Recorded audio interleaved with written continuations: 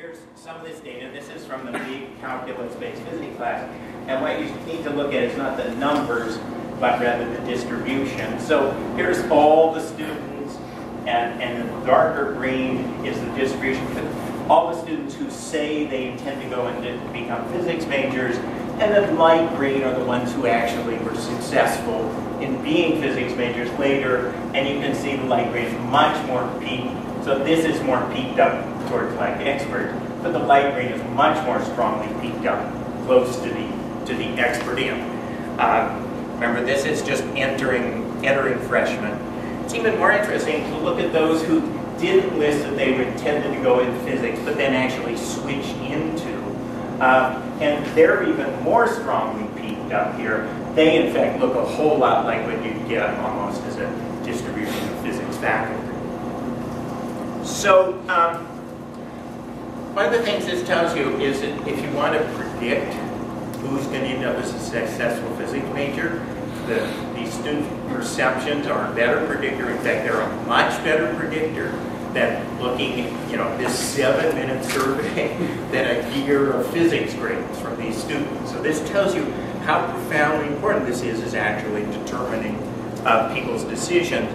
But I think the other takeaway lesson here is that we don't have absolute proof of this, but it very strongly implies that what the current educational system is doing is it's really filtering physics majors to people who are going to be successful in it.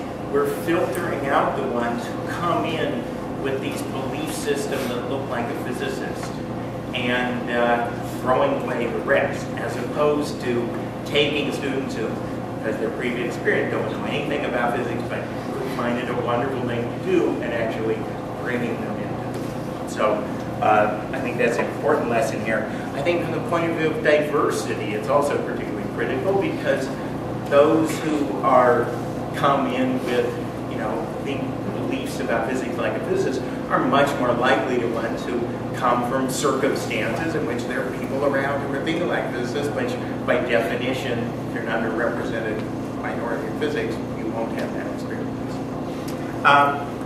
Now, this is an active area of research, and so it's nice that just if you will look at Physical Review of Special Topics, PER, there's a number of recent papers, people figuring out how to do better, how to shift those students instead of hurting, anti-effective to be effective teaching. One easy win is just making real-world connections up front and explicit. That gets you up to 0 instead of negative pretty easily. But the things that people are doing that now seem to be shifting, and again, this is very new research, limited amount, so take it as that value. But looking, I see several papers, and we have one that we're writing up, where making the process of science much more explicit. And a lot of times faculty, again, think they're making that explicit, but making it really explicit to the students. Again, there's this transition there. And the manner in which the implementation of this has shown good results is really focusing a lot on the process of physics as model development and testing and use. And courses that are really building that into seem to be getting these positive or expert-like shifts. Okay, so I'm just going to wrap up with a comment on, oops, I'm over.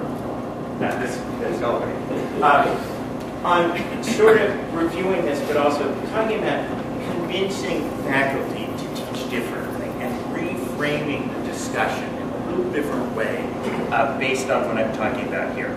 So these initiatives I've been running have been trying to change all faculty in big science departments, and so we have a lot of experience on what's involved in convincing skeptical faculty.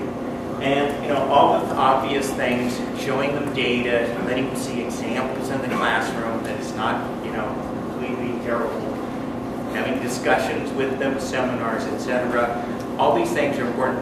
What I didn't realize was important, but just convey to you now, we've seen overwhelmingly, time matters a great deal. that if you go and you talk to somebody, you spend a bunch of time, and they say, well, maybe, but I'm not convinced, don't assume they're hopeless, okay?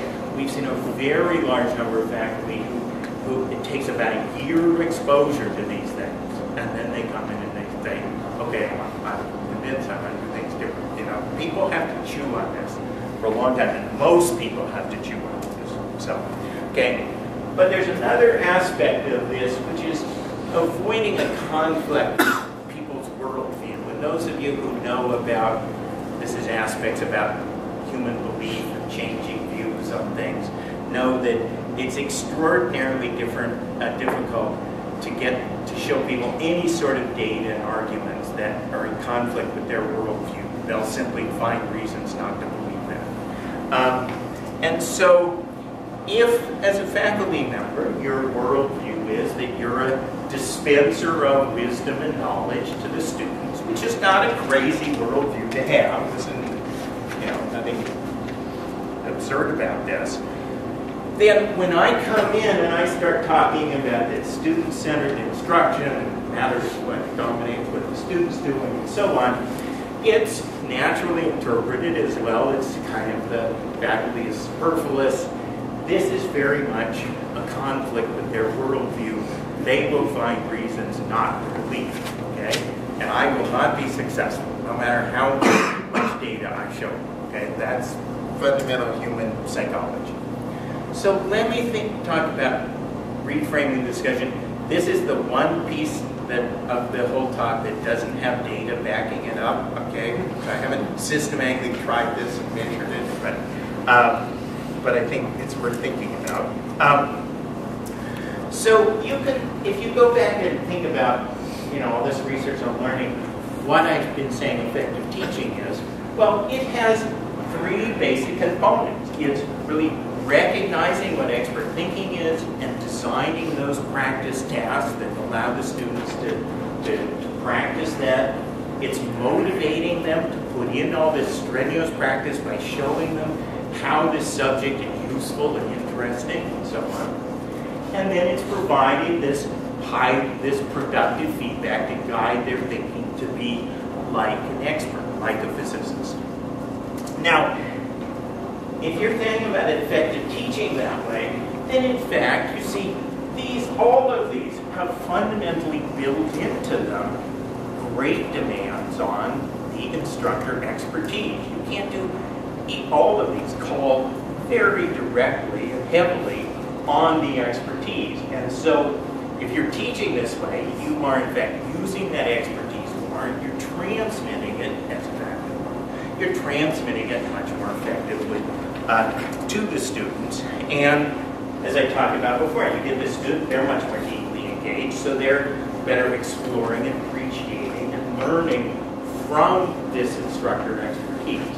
So, this is absolutely equally valid way to describe this effective teaching as, instead of all the student-centered stuff, it's the more effective way of bringing out and applying and transmitting instructor expertise, but doesn't it, now you don't have any conflict with the idea that the instructor was a worldview of their transmitting their expertise to students. So that's, with that, I'll finish here, and here's some references.